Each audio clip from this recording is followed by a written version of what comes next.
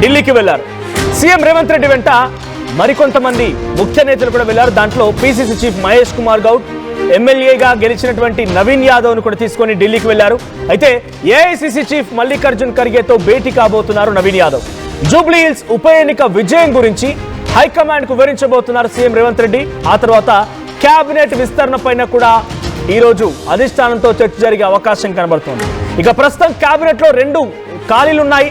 స్థానిక సంస్థల ఎన్నికలు, బీసీ రిజర్వేషన్ల అంశం చర్చకు వచ్చే అవకాశం కనబడుతోంది. దీంట్లో నవీన్ యాదవ్ పేరు కూడా ఉండబోతోందా అంటే, ఒక యువ నాయకుడిగా జూబ్లీ హిల్స్ ఉప ఎన్నికలో చాలా టగ్ ఆఫ్ వార్ జరిగినటువంటి ఉప ఎన్నికలో చిట్ట చివరిన ఆయన 25,000 సుమారు మెజారిటీతో ఆయన ఘన విజయం సాధించారు.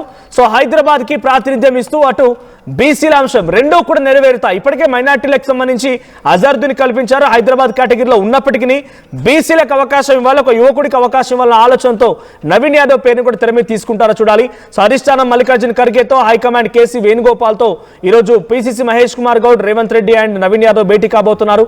అటు బీసీలకు సంబంధించిన అంశం, బీసీ రిజర్వేషన్ల అంశం, తర్వాత స్థానిక ఎన్నికల అంశం అన్ని కూడా చర్చకు వచ్చే అవకాశం కనబడుతోంది. సో ఢిల్లీకి వెళ్లారు ముఖ్యమంత్రి రేవంత్ రెడ్డి అనగానే ప్రధానంగా వినిపించే పేరు కేబినెట్ బర్తుల కన్ఫర్మ్ చేయడం అనేది. సో కేబినెట్ లోకి మరో 2 అవకాశం ఉంది. ఆ 2 ఎవరు అనే దానిపైన చాలా ఉత్కంఠ రేపుతోంది. సో చాలా మంది పోటీ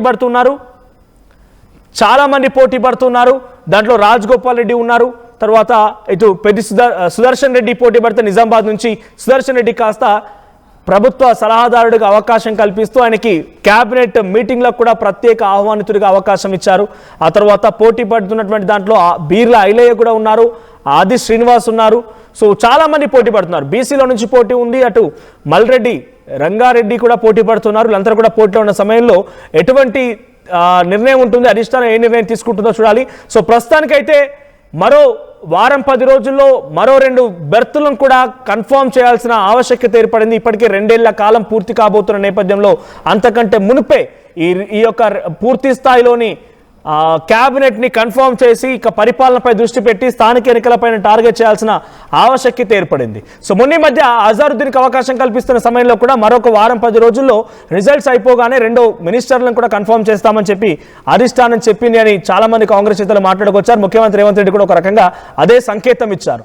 ఇప్పుడు నవీన్ యాదవ్ని తీసుకువెళ్లి జూబ్లీ హిల్స్ నియోజకవర్గ ఉప ఎన్నికల్లో గెలుపొందిన అభ్యర్థిని అధిష్టానానికి పరిచయం చేయడంతో పాటుగా ఎన్నికల తీరుతెన్నులను కూడా వివరించి అటు బీసీ రిజర్వేషన్ అంశం చర్చకు తీసుకొచ్చి, స్థానిక ఎన్నికలకు సంబంధించిన అంశం చర్చకు తీసుకొచ్చి మరో 2 బెర్తలను కూడా అటు అధిష్టానం ముందు ఉంచి ఎవరి పేర్లు తెర మీద తీసుకొస్తా చూడాలి. దాంట్లో నవీన్ యాదవ్ ఉంటారా లేరా అనేది కూడా కొంత ఆసక్తి రేపుతుంది. మా ప్రతినిధి మధు సిద్ధంగా ఉన్నారు. మధు, సో ఢిల్లీకి వెళ్లారు ముఖ్యమంత్రి రేవంత్ రెడ్డి, తనతో పాటుగా నవీన్ యాదవ్ అండ్ పిసిసి అధ్యక్షుడు మహేష్ కుమార్ గౌడ్ కూడా వెళ్లారు.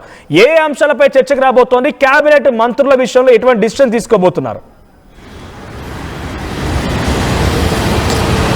ఎగ్జాక్ట్లీ ఆ ఉప ఎన్నికలో కాంగ్రెస్ పార్టీ గెలిచినటువంటి తర్వాత ఈ అంశం ఆధారంగానే ఢిల్లీకి వెళ్తున్నారు ముఖ్యమంత్రి. యాక్చువల్లీ 2 రోజుల క్రితమే ఢిల్లీ వెళ్ళారు, ఒక కార్యక్రమంలో పాల్గొని ఆయన రిటర్న్ అయ్యారు. మళ్ళీ ఈరోజు పిసిసి చీఫ్ మహేష్ కుమార్ గౌడ్ జూబ్లీహిల్స్లో గెలిచినటువంటి కాంగ్రెస్ పార్టీ అభ్యర్థి నవీన్ కుమార్ యాదవ్ను వెంటబెట్టుకొని ఢిల్లీ బయలుదేరి వెళ్లారు.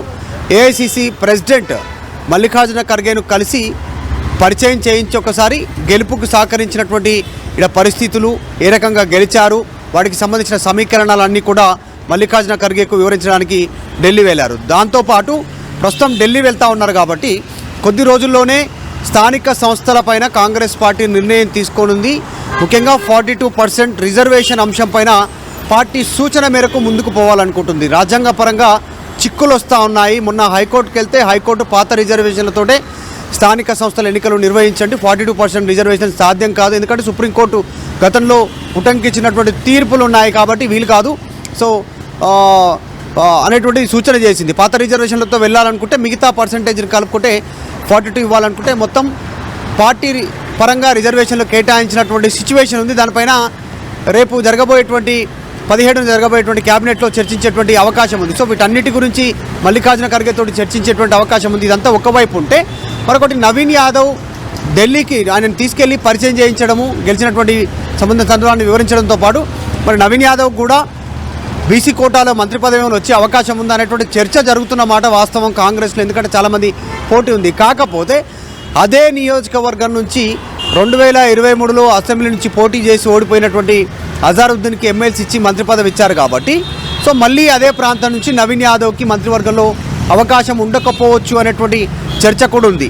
కానీ ఇవన్నిటినీ పక్కకు త్రోసిపుచ్చి బీసీ కోటాలో అవకాశం ఉంటుందా, ఉంటే అది నవీన్ యాదవ్ పేరుంటుందా, బీర్ల ఐలయ్య పేరుంటుందా బీసీ కోటాలో? ఎందుకంటే యాదవ కమ్యూనిటీ నుంచి క్యాబినెట్లో ఎవరికి అవకాశం దక్కలేదు కాబట్టి ఆ కోటాలో కనుక తీసుకుంటే మరి ఎవరికి ఉంటుంది అనేటువంటి చర్చ ఉంది. నిజంగానే చాలామంది పోటీలో ఉన్నారు. ఈ మధ్యకాలంలోనే సుదర్శన్ రెడ్డిని ఆల్రెడీ సలహాదారుడుగా నియమం తీసుకోవడంతో క్యాబినెట్ ర్యాంక్ ఇవ్వడంతో ఆయన పోటీ నుంచి తప్పుకున్నటువంటి సిచ్యువేషన్. ఇంకా చాలామంది పోటీలో ఉన్నారు. మాకు కూడా ఏదో రూపంలో క్యాబినెట్లో బెర్తు దొరుకుతుంది, ఏదో ఒక ఈక్వేషన్లో అనేటువంటి ఆశతో ఉన్నారు.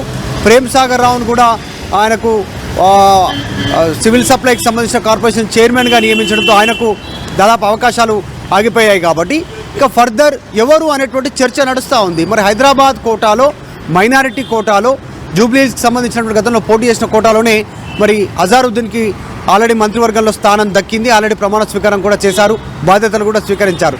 మరి ఇంకా మిగతా 2 స్థానాలు ఉన్నాయి. కోమటిరెడ్డి రాజగోపాల్ రెడ్డి అడుగుతూ ఉన్నారు. ఇక్కడ హైదరాబాద్ నుంచి ఇంకా కొద్దిమంది ట్రై చేసే ప్రయత్నం చేస్తూ ఉన్నారు. ఇవన్నీ కాదు, జూబ్లీహిల్స్ ఉప ఎన్నికలో కాంగ్రెస్ పార్టీ గెలిచింది, ఇట్లాంటి ఒక వ్యతిరేక పవనాలు ఉన్నాయనే చర్చ జరుగుతున్న నేపథ్యంలో కాంగ్రెస్ గెలిచింది కాబట్టి సో నేను రాజీనామా చేస్తే గెలిస్తే ఎలా ఉంటుంది, మున్నూరు కాపు నుంచి నాకు అవకాశం దక్కుతుంది అనేటువంటి చర్చ దానం నాగేందర్ కూడా చేస్తున్నట్టుగా కాంగ్రెస్ పార్టీలో చర్చ జరుగుతుంది. ఎట్లాంటి సిచ్యువేషన్ ఉన్నా గ్రౌండ్లో ఫేస్ చేయడానికి నేను సిద్ధం అనేటువంటిది పార్టీకి సంకేతాలు దానం నాగేందర్ ఇచ్చినట్టుగా వచ్చేసి అటు ముదిరాజ్ యాదవ అండ్ మున్నూరు కాపు గౌడ్. సో గౌడ్లో ఆల్రెడీ ఇద్దరికి అవకాశం ఉంది. ఒకటికేమో డైరెక్ట్గా పీసీ అధ్యక్షుడిగా అవకాశం కల్పించారు అధిష్టానం, మరొకరికి పొన్నం ప్రభాకర్ రూపంలో మంత్రివర్గంలో చోటు లభించింది. ఆ తర్వాత ముదిరాజ్ వాకిటి శ్రీహరి కూడా ఉన్నారు. సో ఇప్పుడు మిగిలిందల్లా యాదవ మరియు కాపు కమ్యూనిటీకి సంబంధించి. సో దీంట్లో ఆది శ్రీనివాస్ కూడా పోటీలో ఉన్నారు. 2 స్థానాలు ఉన్నాయి. నవీన్ యాదవ్ యువకుడిగా హైదరాబాద్ బేస్డ్గా ఆయనకు అవకాశం కల్పిస్తారు. ఎందుకంటే గతంలో బీఆర్ఎస్ పార్టీ హైదరాబాద్ బేస్డ్గా ఆల్మోస్ట్ మల్లారెడ్డిని, తర్వాత తలసాని శ్రీనివాస్ యాదవ్ని ఇంకొన్ని మంత్రి పదవులు కట్టబెట్టే ప్రయత్నం చేసింది. సో అటువంటి ఈక్వేషన్లో ఇక్కడ హైదరాబాద్ బేస్డ్గా ఇంకొక మంత్రి పదవి ఇవ్వాలనే ఆలోచనలో కాంగ్రెస్ పార్టీ చేస్తే నవీన్ యాదవ్కి అవకాశం వచ్చే అవకాశం ఉందా? అటు బీసీ కలిసి వస్తుంది, యాదవ కలిసి వస్తుంది, తర్వాత హైదరాబాద్ బేస్డ్. సో ఆలోచనలో భాగంగానే నవీన్ యాదవ్ని డైరెక్ట్గా అధిష్టానం వరకు తీసుకెళ్లారనుకోవాలా? ఎగ్జాక్ట్లీ. పార్టీలో జనరల్గా కాంగ్రెస్ పార్టీలో చర్చ ఎక్కువగా జరుగుతూ ఉంది. తర్వాత అనేక ఈక్వేషన్లు తర్వాత అంతా బేరీజ్ వేసుకున్న తర్వాత నిర్ణయం తీసుకునేటువంటి అవకాశం ఉంది. మనం చూసాం 2 సంవత్సరాలలో మైనారిటీకి స్థానం దక్కలేదు. కానీ ఎగ్జాక్ట్లీ జూబ్లీస్ ఉప ఎన్నికల్లో పార్టీకి లాభం జరుగుతుంది, గెలిచే పరిస్థితి ఉందనుకుంటే అజారుద్దీన్ని పిలిచి ఎమ్మెల్సీ ఇచ్చి మంత్రి పదవి ఇచ్చారు. యాక్చువల్గా అయితే పోటీ చేస్తానంటే స్టార్టింగ్లో పోటీ నుంచి తప్పించారు, పోటీకి దూరంగా ఉండాలని సూచన చేశారు. ఆయన ఆ పార్టీకి ధిక్కారంగా కూడా అజారుద్దీన్ మాట్లాడారు. ఖచ్చితంగా నాకే టికెట్ వస్తుంది, ఎలాంటి డౌట్ లేదు, నేనే పోటీ చేస్తానని అజారుద్దీన్ మాట్లాడారు, మనతోనే మాట్లాడారు ఆర్టీవీతో. ఇవన్నీ జరిగినా కూడా చివరికి ఈక్వేషన్స్ మారి ఎమ్మెల్సీ ఇవ్వాల్సిన పరిస్థితి, ఎమ్మెల్సీ ఇచ్చి చేతులు దులుపుకుందాం అనుకున్న మంత్రి ఇవ్వాల్సినటువంటి సిచ్యువేషన్ క్రియేట్ అయింది. జూబ్లీస్లో అన్ని ట్విస్టులు జరిగాయి కాంగ్రెస్ పార్టీలో. సో మంత్రి ఇచ్చారు. సో ఎటకెలకు పార్టీకి లాభం జరిగింది, అభ్యర్థి గెలిచాడు, కాంగ్రెస్ పార్టీ సీటు గెలుచుకుంది జూబ్లీస్లో. సో అట్లాంటి ఈక్వేషన్స్ను కాంగ్రెస్ పార్టీ సాధారణంగా అబ్జర్వ్ చేస్తుంది. ఇక కరీంనగర్లో ఒకవేళ ఇప్పటికే ముగ్గురు మంత్రులు ఉన్నారు కరీంనగర్ నుంచి రిప్రజెంట్ చేస్తున్నటువంటి వాళ్ళలో. శ్రీధర్ బాబు, పొన్నం ప్రభాకర్, అడ్లూరి ముగ్గురు అక్కడి నుంచే ఉన్నారు. కాబట్టి మరొకరికి అవకాశం దక్కుతుందా లేదా అనేటువంటిది చూడాలి. ఒకే జిల్లా, ఉమ్మడి జిల్లాకు 4 మంత్రి పదవులు ఇచ్చే సిచ్యువేషన్ ఉంటుందా? అసలు ఇదంతా కూడా కాకుండా కొత్త అంశం తెరపైకి వస్తూ ఉంది. ఇప్పుడున్న వాళ్ళలో చాలామంది షఫలింగ్ అవుతారు, చాలామంది మార్పులు చేర్పులు ఉంటాయి, కొంతమంది కొంతమంది అవుట్ అవుతారనే చర్చ జరుగుతుంది. కేవలం మంత్రి పదవులు 2 ఖాళీగా ఉన్నాయని అనుకోవడానికి కూడా ప్రస్తుతం లేదు. రేపు షఫలింగ్ అయితే ఇంకొక 4 అవుట్ చేసి ఇంకో కొత్త వారికి 4 ఇన్ చేసుకునే అవకాశం ఉంటుంది. అట్లా చూసినా ఇంకో 6 అవకాశం ఉంది కొత్త వారికి అనేటువంటి చర్చ కూడా పార్టీలో ఉంది. కానీ ఆ బయటకు పోయే 4 ఎవరు అనేటువంటి చర్చ ఉంది, జరుగుతూ ఉంది. ప్రస్తుతం ముఖ్యమంత్రి పీసీసీ చీఫ్తో నవీన్ యాదవ్తో ఢిల్లీ వెళ్ళడంతో మరొకసారి చర్చనీయమైంది. మెయిన్ అంశం 42 రిజర్వేషన్ అంశం 42%ది. తర్వాత నవీన్ యాదవ్ని అధిష్టానం ముందు ఒకసారి తీసుకెళ్లి పరిచయం చేయించడం, అన్నిటిని దృష్టిలో పెట్టుకొని నిర్ణయం అయితే తీసుకున్నారు. సో ఇది సిచ్యువేషన్. సో ఢిల్లీలో మల్లికార్జున ఖర్గే ఏ అంశాలు చర్చిస్తారు, ఏ అంశాలపైన క్లారిటీ ఇవ్వనున్నారు అనేటువంటిది హైదరాబాద్ చేరుకున్న తర్వాత కాస్త క్లారిటీ వచ్చే అవకాశం ఉంది. Right, thank you Madhu. So మొత్తంగా ముఖ్యమంత్రి రేవంత్ రెడ్డి ఢిల్లీకి బయలుదేరారు, ఢిల్లీకి వెళ్ళారు ఆయన. సో ఢిల్లీలో ఆయనతో పాటుగా మహేష్ కుమార్ గౌడ్, నవీన్ యాదవ్ కూడా ఉన్నారు. అధిష్టానంతో చర్చించబోతున్నారు కేబినెట్ భర్తల గురించి, ఆ తర్వాత మిగిలిన 2 స్థానాల్లో ఎవరెవరికి అవకాశం కల్పించాలనే అంశంపైన, స్థానిక సంస్థల ఎన్నికలపైన, బీసీ రిజర్వేషన్లతో పాటుగా నవీన్ యాదవ్కి ఇందులో అవకాశం కల్పిస్తారా కేబినెట్లో అనే చర్చ కూడా జరుగుతోంది. సో నిజంగా ఇప్పటివరకు అటు కాపు కమ్యూనిటీకి సంబంధించి కానివ్వండి, యాదవ్ కమ్యూనిటీ నుంచి ఇంకా మంత్రివర్గాలు అవకాశం అయితే కల్పించలేదు. మరి ఈసారి 2 స్థానాలు ఉంటే ఎవరెవరికి ఎటువంటి విధంగా అవకాశం కల్పిస్తారో చూడాలి. సో మీ అభిప్రాయం ఏంటి? క్యాబినెట్లోకి నవీన్ యాదవ్ తీసుకోవాలని మీరు అనుకుంటున్నారా? మీ అభిప్రాయాన్ని కామెంట్ చేయండి.